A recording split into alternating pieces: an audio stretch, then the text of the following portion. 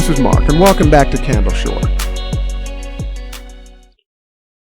When I was about 5 or 6 years old, I became fascinated with keys. And I don't know what happened. It's very hard to reconstruct memories. Either I got a key for some reason, or I don't know, maybe I picked up my mother's keys. I really can't remember. But I do remember that I was fascinated as to how to get the keys on and off that O-ring. And of course, this was a long time ago. And at that time, I had never seen any other kind of key ring.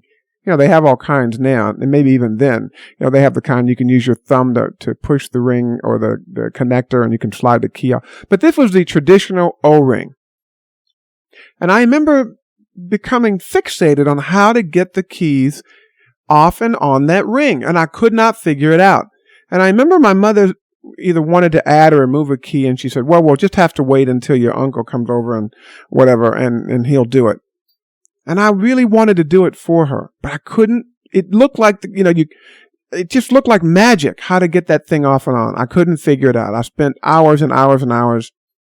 And I remember, I don't remember specifically, but a couple of days later, he came over and she handed him the key ring and the key, and boom, he just did it. I didn't see how he did it. He handed it back to her, and I remember, again, these are fragmented memories, but all of a sudden there was another key on the ring. And I don't know why he didn't show me how to do it. I can't remember why. It was so long ago, but I do know no one showed me how to do it. I remember being fixated on it for a couple of days. And every now and then during the next couple of years, I'd try to figure it out, and I couldn't do it. Looking back at my childhood, there were a lot of things people didn't show me how to do. I don't know why, like how to whistle. And at some point,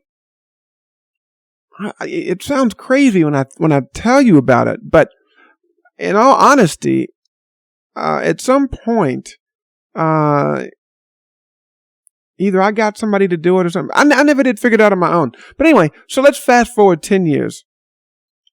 I remember I was watching a television show on a Saturday night, and I had found an old O-ring, and I had a couple of keys.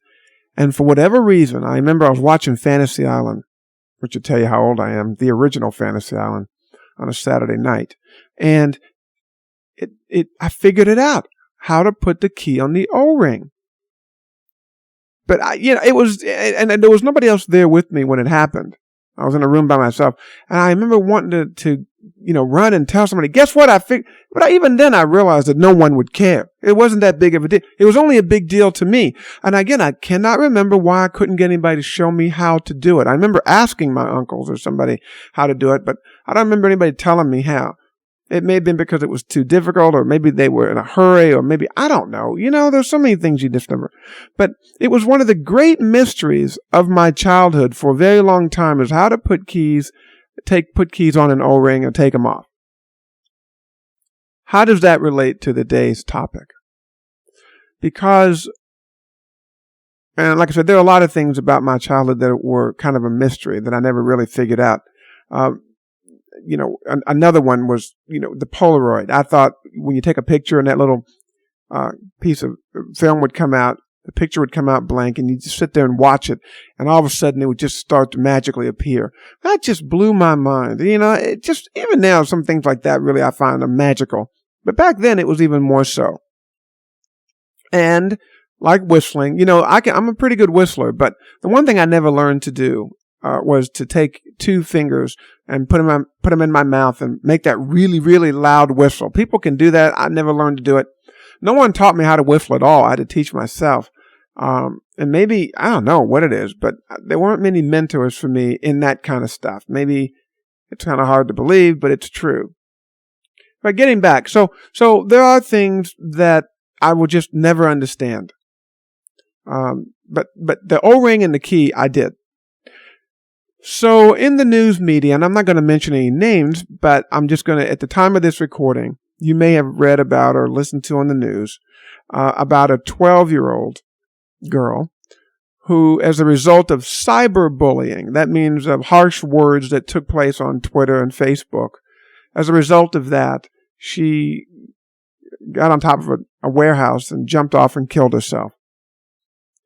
And recently, as of the time of this recording, a Florida sheriff arrested the bullies, the 14-year-old and the 13-year-old girl. And the news, of course, is plastering this. And you know what I think of the news media. It doesn't take much if you listen to my show for any length of time, I have absolutely no respect for the news media whatsoever. But anyway, they show this sheriff who arrested these two teens. And he's saying that, he thinks that they should be held accountable for their harsh words towards this 12-year-old victim, and that her parents should be held accountable. Then the news in the same story switches over to the victim's mother, who looks into the camera teary-eyed and saying that she thinks the parents of the bullies should also be arrested because they had no control over their daughters and that they should have been aware of what their daughters were doing. And the one that really gets me is when she says, "These girls," meaning the bullies, "killed my baby. They took my baby." This is a quote. They took away my baby. Okay, end quote. When I watch this story, and again, I can't just see it once. The news media, they plaster it everywhere, so you can't get away from it. The one thing that strikes me as odd is how this woman, the parent of the victim, how she doesn't think that she herself is responsible for her daughter's death. And this is what I think. I don't know how she, as a parent, can hold another child's parent responsible for that child's actions without her being held to the same standard. While it's true that it's terrible what these girls wrote, and the girls have shown no remorse as to what they did, and telling this child that they should, the 14-year-old is saying to the 12-year-old, we looking at the Facebook post, "You should kill yourself. Why don't you just die? I hate you. No one likes you." That's all true. And yes, the parent of the bullies, I think, should be held some kind of responsible, but I also think the parent of the victim should be held. Why wasn't she watching her daughter's Facebook page? How is it she thinks that the bullies' parents should be monitoring their daughter, but she doesn't have to? As far as I'm concerned, the buck starts and stops with her, meaning the parent of the victim. I don't know how if you're going to arrest the bully's parents, then you got to arrest the victim's parents also. Because just like the bully's parents, she didn't know what was going on with her daughter.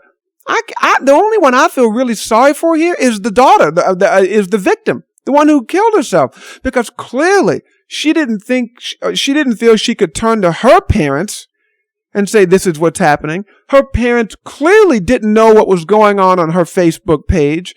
They clearly didn't know what was going on with her texting and her Twitter page. And just like everything, there's two sides to this. It's a mystery to me. How does this relate to my childhood key O-ring problem? It's because I can't understand why no one seems to want to hold the victim's parents responsible. I mean, maybe I'm crazy. Maybe I really am insane. But I just cannot understand how there seems to be a double standard. How the sheriff and everyone seems to think, the bully's parents are horrible people because they didn't control their daughter. But I say the same is true for the victim's parents. They didn't control their daughter either. So if you're going to hold one side accountable, you got to hold both sides accountable. Listen, this is going to sound kind of callous and cold-blooded, but it's not. But I don't feel sorry I'm angry at the victim's parents. I'm angry at this woman who looks into the camera and goes, "They took my baby." No, they didn't.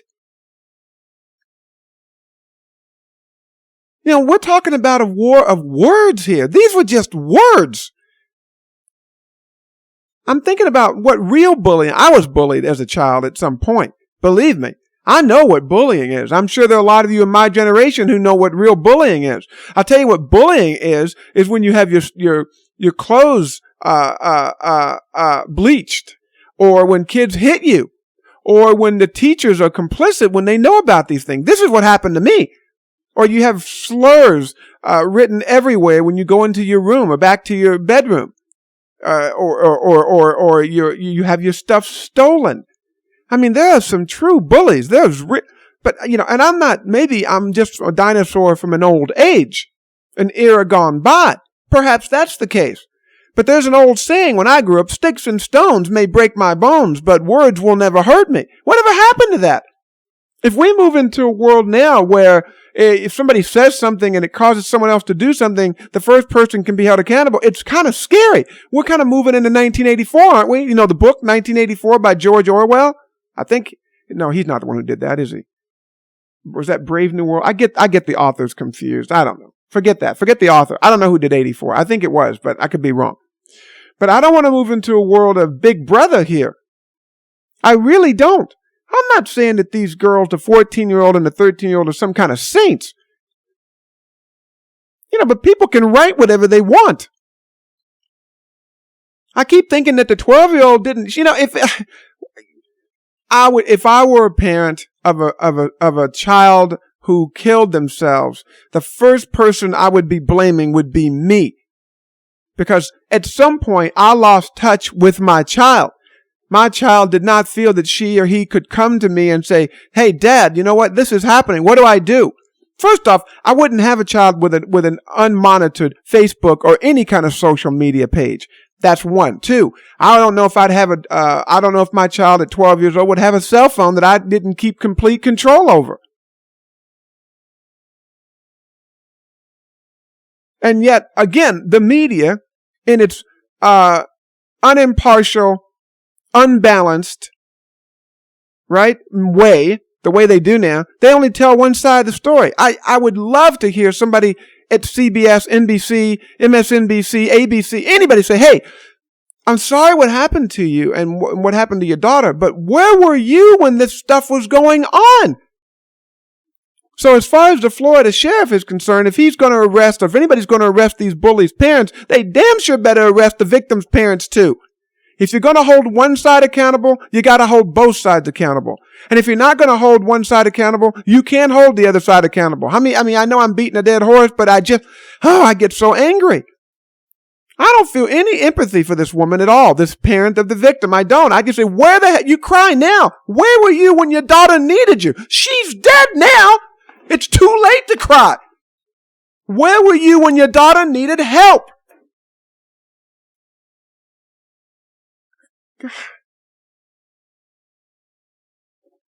You know, that's the way I see this. And I can't get away from it because the news won't let me get away from it.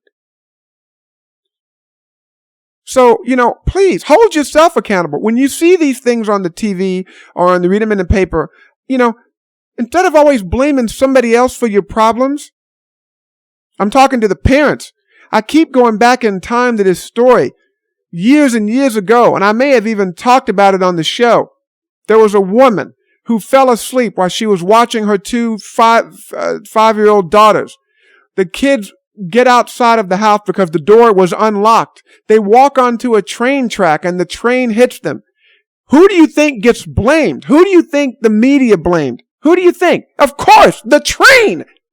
No one blamed the mother who fell asleep. No one blames the mother who had two daughters who were unsupervised, who left the front door open. They blamed the train for being on a track and going down the track when the kids were there. Absolutely amazing. I'll never forget this. I personally, and again, I don't monitor the entire news world, but I don't remember ever hearing any pundit say, wow, this parent ought to be hanged. What the hell was she doing when her two 5-year-olds were wandering around a house unsupervised? No, they say the train shouldn't have been on the track. I cannot, am I losing my mind? Am I going crazy? I must be. Because I can't seem to find anybody who seems to, when I talk to individuals about, I'm stepping away from the mic because I'm getting too close. When I talk to individuals about these things, everybody agrees with me. But I can't seem to find it in the media and in the newspapers. I can't seem to find anybody, a pundit, who says, wow, let's blame the parent who let the who let the 5th graders out of the house. Let's not blame the train for being on the track. And the same is true with this bullying, this cyberbullying. I got news for you. Cyberbullies, any bullies, physical bullying is different because the parent can't be everywhere. But the parents can monitor, at least They can. They can monitor the Facebook and Twitter pages. All they have to do is just read them.